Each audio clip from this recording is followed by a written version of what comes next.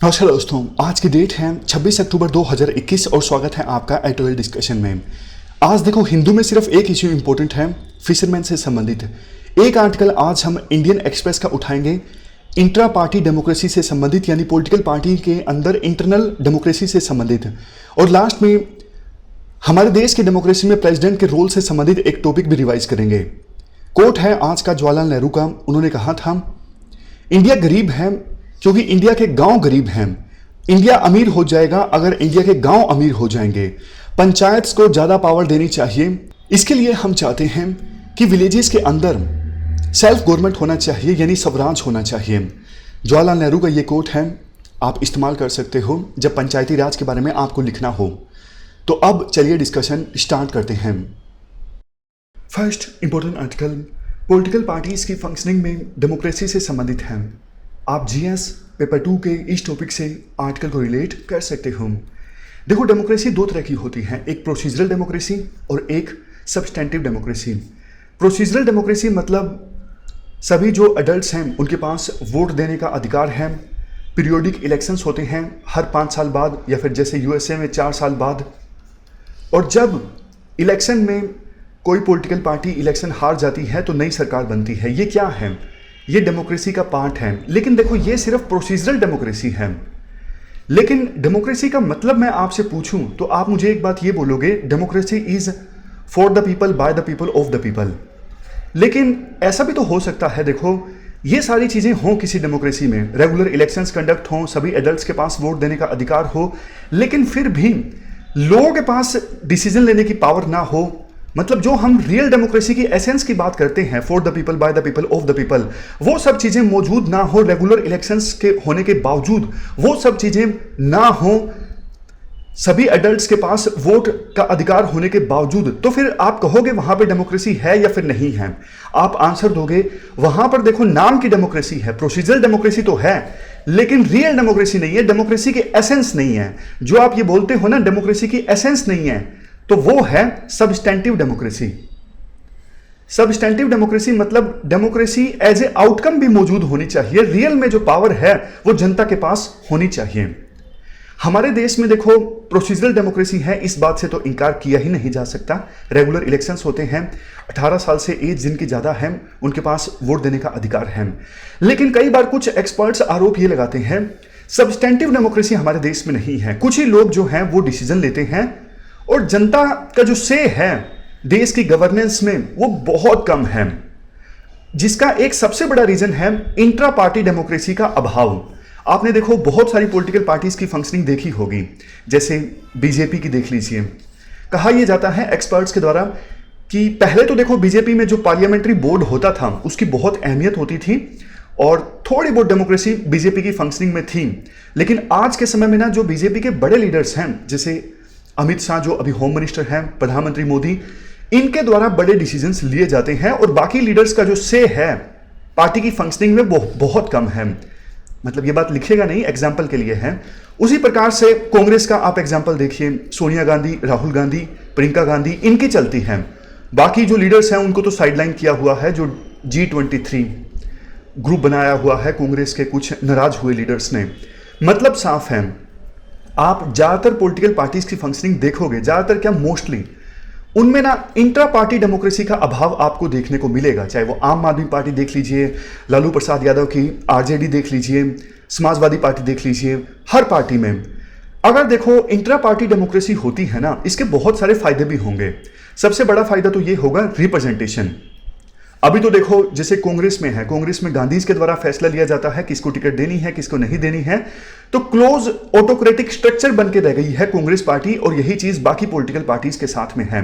लेकिन अगर मान लीजिए एक प्रॉपर बोर्ड होता है, जैसे आजादी से पहले कांग्रेस को चलाने के लिए हुआ करता था, और उसके बेस पे डिसीजन लिए जाते हैं डेमोक्रेसी के बेस पे, तो सभी लोगों को इक्वल अपॉर्चुनिटी मिलेगी इलेक्शन लड़ने की।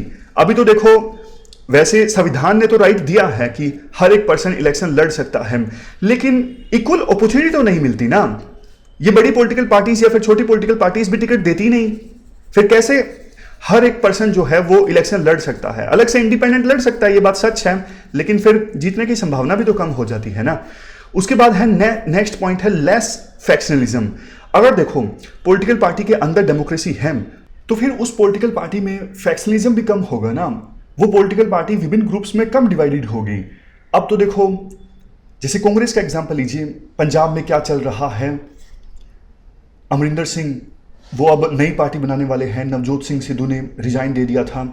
राजस्थान में देखिए क्या चल रहा है, राजस्थान में सचिन पायलट एक तरफ और अशोक गहलोत जो मुख्यमंत्री हैं वो एक तरफ। मतलब एक पॉलिटिकल पार्टी की बात नहीं है कांग्रेस की, सभी पॉलिटिकल पार्टीज में फैक्शनलिज्म देखने को मिलता है। क्यों? क्योंकि डेमोक्रेसी का अभाव है। अगर पता हो कि हाँ भैया इलेक्शंस होंगे और जो इलेक्शंस जीतेगा वही उस पॉलिटिकल पार्टी का प्रेसिडेंट बनेगा, तो फिर ये सब जो चीजें हैं वो थोड़ी कम हो जाएगी। अगर पॉलिटिकल पार्टी की फंक्शनिंग में डेमोक्रेसी रहेगी तो देखो अपने आप ट्रांसपेरेंसी भी आएगी, मतलब जनता को भी पता होगा किस बुनियाद पर इस कैंडिडेट को टिकट मिली है और दूसरा जो कैंडिडेट है उसको टिकट नहीं मिली है। नेक्स्ट है अकाउंटेबिलिटी। जो पार्टी मेंबर्स हैं वो देखो ज़्यादा अकाउंटेबल होंगे जनता के प्रति भी और अपने लीडर्स के प्रति भी अगर उस पॉलिटिकल पार्टी में डेमोक्रेसी रहती है। इसके बाद नेक्स्ट है डिसेंट्रलाइजिंग पावर।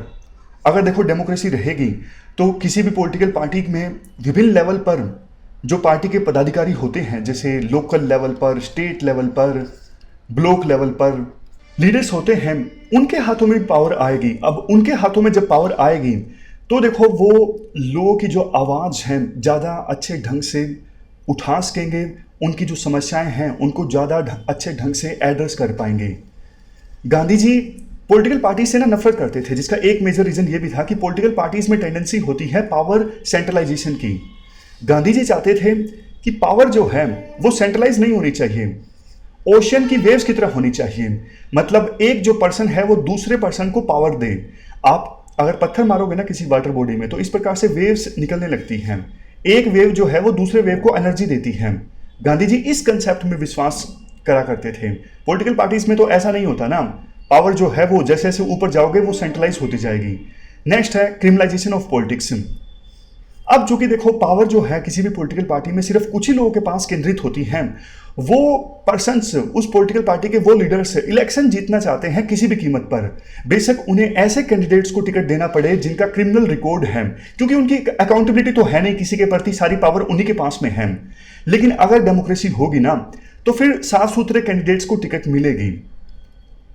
तो इसलिए ये सारे पॉइंट्स हमने डिस्कस किए किसी भी पॉलिटिकल पार्टी में डेमोक्रेसी क्यों होनी चाहिए और डेमोक्रेसी होती क्यों नहीं है। सबसे पहला रीजन है dynasty politics. Samajwadi Party, RJD, Congress, हर जगह पे आपको डायनेस्टी पॉलिटिक्स देखने को मिलेगी, यानी एक परिवार का वर्चस्व, एक परिवार की पार्टी। दूसरे नंबर पे centralise structure of political party. इस पॉइंट में देखो ये आता है जो एंटी डिफेक्शन लॉ है ना 1985 का, ये रोकता है पार्लियामेंट में किसी भी मेंबर को अपनी पार्टी के खिलाफ वोट देने से। जैसे मान लीजिए बीजेपी ने व्हिप जारी कर दी कि सभी मेंबर्स को ये बोल दिया कि आपको इस बिल के पक्ष में ही वोट देना है, तो फिर अगर कोई पर्सन विपक्ष में वोट दे देना तो फिर उसकी सदस्यता जो है वो रद्द हो जाएगी। यही है एंटी डिफेक्शन लॉ। तो इस लॉ की वजह से ना जो मेंबर्स हैं किसी पॉलिटिकल पार्टी के, वो अपनी विल से बोल ही नहीं सकते पार्लियामेंट में, ये दिक्कत है। नेक्स्ट है lack of law. Lack of law में ये आता है हमारे देश में पॉलिटिकल पार्टीज को रेगुलेट करने के लिए रिप्रेजेंटेशन ऑफ पीपल एक्ट 1951 है। इसका सेक्शन 29A जो है वो रेगुलेट करता है पॉलिटिकल पार्टीज को, मतलब पॉलिटिकल पार्टीज का रजिस्ट्रेशन हो सकता है इस सेक्शन के तहत। लेकिन ऐसा कोई प्रोविजन नहीं है कि जो मैंडेटरी करे कि पॉलिटिकल पार्टीज के अंदर डेमोक्रेसी होनी ही चाहिए। ऐसा कोई कानून हमारे देश में नहीं है जो ऑब्लिगेशन लगाए पॉलिटिकल पार्टी के ऊपर कि आपको इतने दिनों के अंदर अंदर इलेक्शन करवाने ही हैं। जैसे देखो अभी फिलहाल कांग्रेस पार्टी में प्रेसिडेंट के लिए इलेक्शन नहीं हो रहे हैं। अगर कानून होता कोई तो जल्दी से उस पॉलिटिकल पार्टी में इलेक्शन होंगे रेगुलरली और जो इंटर पार्टी डेमोक्रेसी की हम बात कर रहे हैं वो आएगी। इसके बाद नेक्स्ट है पर्सनैलिटी कल्ट।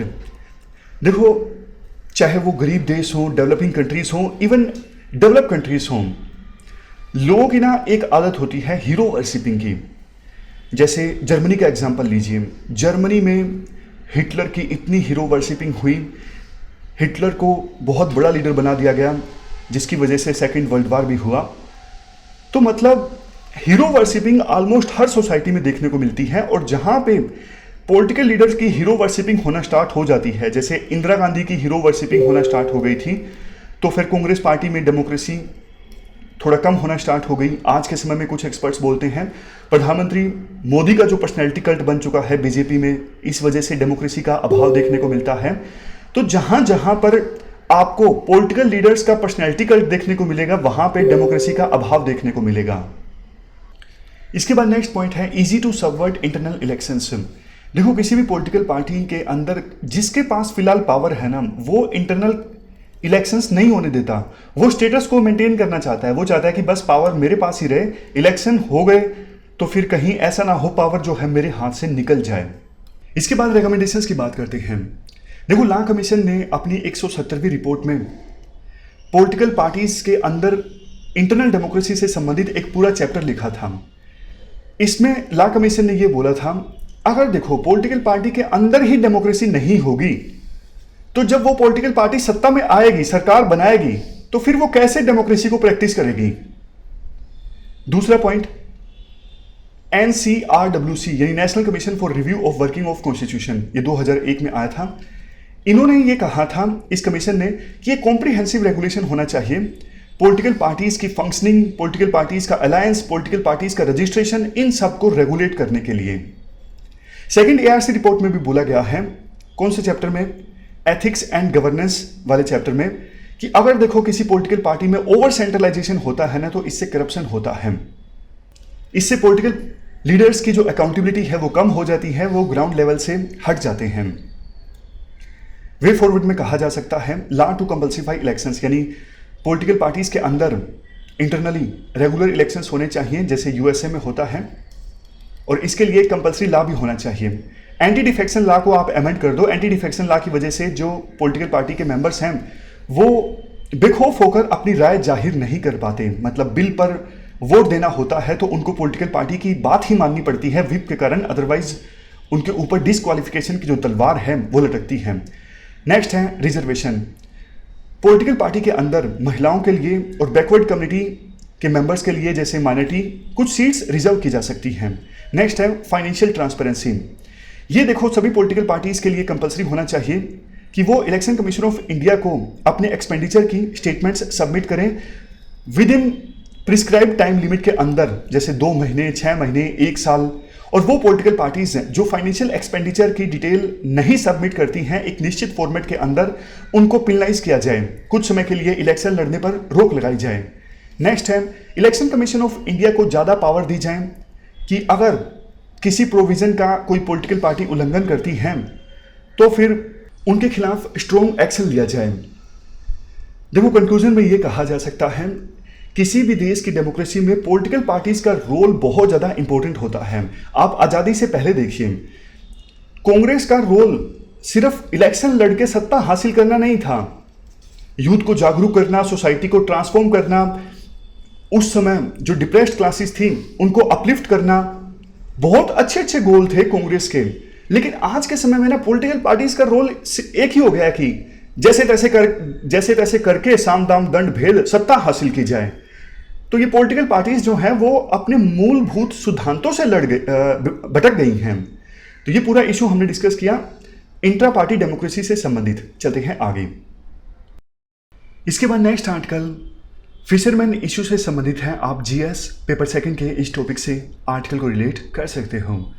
देखो, ये इंडिया है और ये श्रीलंका है, बीच में है पाक स्ट्रेट। इंडिया के जो फिशरमैन हैं वो देखो मछली पकड़ने के लिए कई बार श्रीलंका की मैरीटाइम बाउंड्री में चले जाते हैं, पता नहीं लगता। मतलब काफ़ी बार तो देखो इसलिए चले जाते हैं क्योंकि इंडियन कोस्ट के नज़दीक मछलियाँ कम मिलती हैं, तो उन्हें लगता है कि थोड़ा आगे जाएंगे तो उन्हें ज़्यादा मछलियाँ मिल जाएंगी। कई बार हवा के साथ जो उनकी बोट है वो थोड़ा आगे चली जाती है, उन्हें पता नहीं लगता। लेकिन इसके जवाब में श्रीलंका की जो नेवी है, श्रीलंकन नेवी के जो पेट्रोलिंग वेसल्स हैं वो बहुत बार इंडियन फिशरमैन को गिरफ्तार कर लेते हैं। कई बार उनके ऊपर हैफ्टी फाइन लगाया जाता है और बहुत बार ऐसा भी होता है उनके ऊपर गोलियां चलाई जाती हैं। इसी से संबंधित ये आर्टिकल है। आर्टिकल में शुरुआत में बोला जाता है तमिलनाडु के कोस्टल पुडुकोट्टई डिस्ट्रिक्ट के 30 साल के राजकिरण इस साल में 5वें ऐसे फिशरमैन हैं जिनकी डेथ हो गई है पाक स्ट्रेट में। इसके अलावा 4 और फिशरमैन की डेथ इस साल हो चुकी है। अब आगे कारण बताए जाते हैं कि राजकिरण जो मछुआरे थे उनकी boat Sri Lankan navy patrol vessel से टकराई थी। इस घटना की श्रीलंकन नेवी ने कोई जांच नहीं की है। मतलब बहुत बार ऐसा होता है, फिशरमैन की हत्या कर दी जाती है श्रीलंकन नेवी के द्वारा, लेकिन उन इंसिडेंट्स की कोई जांच नहीं होती है। इंडियन गवर्नमेंट के द्वारा कड़ा ऐतराज जताया जाता है, लेकिन कुछ होता नहीं है। यहां पर देखो 2-3 मेन इशू हैं। एक तो जो इंडियन फिशरमैन है ना, वो ट्रॉलर्स का इस्तेमाल करते हैं। ट्रॉलर्स में क्या होता है, मान लीजिए ये बोट है, तो एक ना फिशिंग नेट नीचे भेजा जाता है, बहुत बड़े कोई पत्थर मान लीजिए, ब्लॉक मान लीजिए, कुछ भी मान लीजिए, एक बहुत बड़ा हैवी ब्लॉक होगा दोनों साइड में, इस साइड में यहां भी ब्लॉक, कुछ पत्थर मान लीजिए और बीच में फिशिंग नेट। इसको नीचे भेजा जाएगा तो ये काफी नीचे चला जाएगा, और बहुत नीचे जब ये जाएगा तो नीचे सी बेड के पास में जो भी मछलियां, चाहे छोटी मछलियां हों, प्रांस हों, सबको ऊपर ले आएगा। तो ट्रॉलर्स की टेक्निक जो है देखो अच्छी तो है, इससे ज्यादा मछलियां पकड़ी जा सकती हैं, बट नुकसान ये है, ये मछलियों का जो ब्रीडिंग साइकिल है ना उसी को डिसरप्ट कर देता है। जैसे छोटी मछलियां वो किसी काम की नहीं है, उनको भी पकड़ लिया फिशिंग नेट में, मछलियों के जो अंडे हैं कई बार वो भी आ जाते हैं। तो मतलब जो ये ट्रॉलर्स का इस्तेमाल है ना, ये मछलियों का जो ब्रीडिंग साइकिल है उसको डिसरप्ट कर देता है, और इससे वहां पर फिर मछलियां होना बंद हो जाती हैं। यही हुआ है इंडियन कोस्ट के आसपास। तो श्रीलंकन फिशरमैन की शिकायत ये है, आप फिर से एक बार मैप देखिए, यहां पे ना श्रीलंका के नॉर्थ में भी तमिल फिशरमैन हैं। जब तक श्रीलंका में सिविल वार चल रहा था 2009 से पहले, वो अपना घर बार छोड़ के थोड़ा पीछे चले गए थे, लेकिन सिविल वार खत्म होने के बाद वो वापस आ गए अपने घरों में, वो भी यही इसी एरिया में मछली पकड़ते हैं। तो उनकी शिकायत ये है, इंडियन फिशरमैन यहां पर आके ट्रॉलर्स का इस्तेमाल करते हैं, जिस वजह से उन्हें मछलियां मिलती नहीं, मछलियों के जो रिसोर्स हैं इस रीजन में खत्म हो रहे हैं। एक्सपर्ट्स भी कहते हैं कि ट्रॉलर्स का इस्तेमाल नहीं होना चाहिए। तो अब देखो ट्रॉलर्स का इस्तेमाल कम से कम हो, इसके लिए इंडिया प्रयास कर रही है। इंडिया एक्वाकल्चर को प्रमोट करने की कोशिश कर रही है, ब्लू रेवोल्यूशन पे ध्यान दे रही है। डीप सी में आप फिशिंग कीजिए, ऐसी टेक्निक, ऐसे इक्विपमेंट्स सब्सिडी देकर इंडियन फिशरमैन को उपलब्ध करवाए जा रहे हैं। लेकिन ट्रॉलर्स का इस्तेमाल फिर भी होता है, क्योंकि ट्रॉलर्स के जो ओनर हैं वो देखो प्रॉफिट के बेस पर भेज देते हैं फिशरमैन को। आप देखो यहां पे ध्यान दीजिएगा, राइटर क्या बोलना चाहते हैं। एक तो देखो ट्रॉलर के ओनर जो बिजनेसमैन हैं वो फिशरमैन को डेली वेजेस पे भेज देते हैं कि आपको एक दिन के 500 रुपए मिलेंगे, 1000 रुपए मिलेंगे। जो पकड़े जाते हैं, जिनकी डेथ होती है, वो गरीब फिशरमैन होते हैं जो वेजेस पर गए हुए होते हैं। तो दोनों के इंटरेस्ट को आप इक्वलाइज नहीं कर सकते। एक तो ट्रॉलर्स के ओनर, बोट के ओनर, एक दूसरी तरफ फिशरमैन जिनको डेली वेजेस पर भेजा गया है, वहां पर मारे कौन जाते हैं? Daily Vaser fisherman. तो श्रीलंका की सरकार को भी यह समझना चाहिए कि देखो आप फाइन लगा देते हो, हेफ्टी, मतलब इतना इतना फाइन लगा देते हो डेटरेंस क्रिएट करने के लिए कि इंडियन फिशरमैन वहां पर ना आए, लेकिन उन्हें मजबूरी में आना पड़ता है। आपको इंडिया की सरकार के साथ मिलकर बात करनी चाहिए। ये जो इशू है ना, इसमें गरीबी भी इन्वॉल्व है। आपके जो देश के फिशरमैन हैं, श्रीलंका के फिशरमैन, वो भी गरीब हैं, उनकी भी शिकायत है, इंडियन फिशरमैन भी गरीब हैं। तो ये जो इशू है ना, इसको ह्यूमैनिटी के पर्सपेक्टिव से देखना चाहिए, ना कि गोली चला दी, अरेस्ट कर लिया, फाइन लगा दिया। दोनों देशों को अपने अपने फिशरमैन की कम्युनिटी को प्रमोट करना चाहिए ताकि वो गरीबी रेखा से ऊपर आए और ट्रॉलर्स का जो इस्तेमाल है वो कम से कम हो। 2016 में देखो इंडिया के विदेश मंत्री, इंडिया के फिशिंग मिनिस्टर और श्रीलंका के विदेश मंत्री, श्रीलंका के फिशिंग मिनिस्टर, इन चारों की मुलाकात हुई थी। सॉल्यूशन ये डिसाइड किया गया था कि ट्रॉलर्स का यूज कम से कम हो, इसका प्रयास किया जाएगा।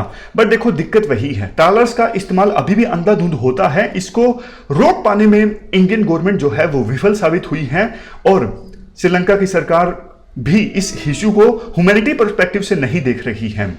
तो ये हमने पूरा इशू डिस्कस किया, चलते हैं आगे।